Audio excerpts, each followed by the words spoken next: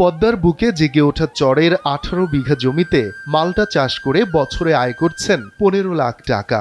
একসময় পেয়ারা ও কলার চাষ করেছিলেন এই কৃষি উদ্যোক্তা, কিন্তু দফায় দফায় লোকসানে হয়ে পড়েন দিশেহারা। যদিও হাল ছেড়ে না দিয়ে দেশি মালটা চাষ শুরু করেন তিনি, আর এতেই বাজিমাত করলেন এই উদ্যোক্তা। এখন তাকে ঘিরে রচিত হয়েছে পদ্মার চরে সাফল্যের গল্প। বলছি পাবনা সদর উপজেলার চর তারাপুর ইউনিয়নের শামীম আক্তার তুহিনের কথা। দেশি জাতের মালটা চাষ করে যিনি এখন দেখছেন ভাগ্য বদলের হাতছানি। 18 বিঘা মালটার বাগান করার পর আজকে 4 বছর ফলন দিচ্ছে, ক্রমেই বেশি হচ্ছে আর কি। তো আমার কাছে খুব ভালো লাগতেছে, কারণ আমার যদি এখন 15 লক্ষ টাকা খরচ হয়, আল্লাহ যদি ভালোভাবে বেচতে পারি 30-40 লাখ টাকা আমার আসবে। তাহলে আমি যদি বছরে 20 লাখ টাকাও ইনকাম করতে পারি।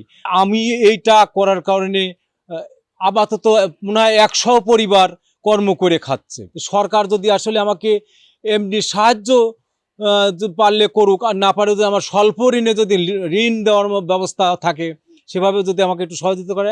বর্তমানে বাগানটিতে কাজ করছেন 10 জন শ্রমিক। ফল আহরণের সময় প্রয়োজন হয় আরো বেশি শ্রমিকের। স্থানীয়রা বলছেন আগে কখনো তারা মালটা চাষ করতে দেখেননি। পদ্মার পাড়ে মালটা চাষ করে অনেকের কাজের ব্যবস্থা করে দিয়েছেন কৃষি উদ্যোক্তা তুহিন।